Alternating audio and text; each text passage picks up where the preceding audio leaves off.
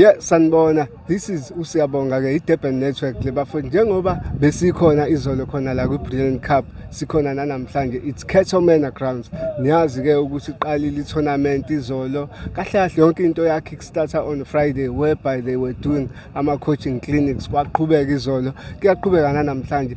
Kodwa sesikuma semi-finalist manje ngikhuluma noSanele umfoka Mthiyane we-United 11 mfowethu kunjani? Siyaphila kanjani bhuti? Siyaphila mfowethu. Sengabe naze nafika kuma semi-final. Ibinjani indlela? Indlela ngisho nje bhuti ngithi bengekho lula kwazisa ifirst game yethu yama group stage sidlala idraw kwanongabaza kakhulu ke nakubona abadlali ukuthi mhlambe sangadlulela ku next round kwayibona ukuthi bayakwazi ukuphumelela ku game number 2 sakwazi siwine ngo-1-0 khona izolo sazodlala igame knockout sakwazi siwine ema penalty okube khona 0-0 score sabuya namhlanje kuseni bhuti sakwazi futhi uzophinde siwine ngawo 1-0 okusho ukuthi ke sihamba kahle sako concede ku tournament okwamanje sizodlala yona le semi-final. Achievement enkulu leyo ukuthi angaconcede up to this far sendlala amagame angaka.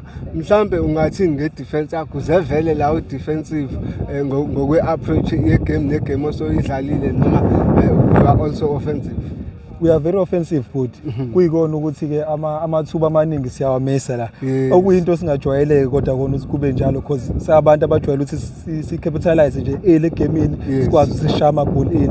But sabona ukuthi sekunoshintsho nabantu sebeyasazi sihlala kanjani manje. Ake sizame ukulokhuzana istructure sethu sisenze sibe right more defensively because last time umanye ama tournament besiconsider but mesicora kodwa mesiconcede. Sathi ke this time around ake sizame ukuthi sibe organized lapha ngemumva. Futhi ukuthi siyakubona ukuthi kuyasebenzela futhi going sikwazise ke kuyi-tournament le wakorelwa sekuyabheda but nesikhathi sincane yabo so ikona ke lokho sizamile ukuthi adjust kuma plans ethu ale tournament le.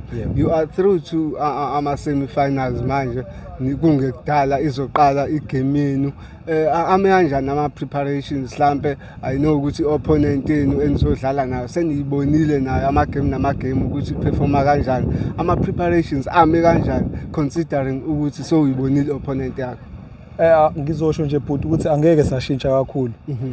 Bazokwenza nje abafana lokho abakujwayele. Yes kona sibabukile nabo basibuka futhi ke vele siwanga ndawonye from time to time sizidlalane vele siya understandana. So angisho nje ukuthi kuzobe igame enhle nakubabukeli. Okunye nokunye angeke ngikwazi ukuthi ngikudalule khona manje but ama preparations ahamba kahle konke.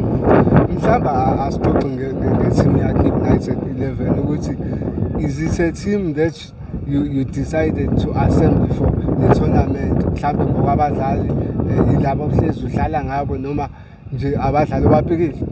No mfethu abadlali esijwayele ukudlala ngabo sidlala uSAB League Regional League SAB so laba bafana ibona bama under 8 laba esijwayele vele ukudlala ngabo sasesa add ke few players here and there ukuze sikwazi sibe nesquad esanele because manje ama unders now out10 straight eteamini yabo so sakwazi ukuthi si-add lawo nalawo sibone ukuthi siphuma kanjani okukona ukuthi kuyenzeka futhi nesikhathi sokuprepare sibe naso sabaside nabo laba esikwazi ukuthi sibafake eteamini njengamanje. Mfowethu Sanele sesivala nje siphethe akhwili siphuze simnandi ungathini kwiBrilliant Cup ngokwenza le tournament undabze kwawo kangaka ungathini futhi kuma sponsors enza ukuthi kuqhubeka njengabo akhwili oscore uMasipala ukhona Hollywood bakho?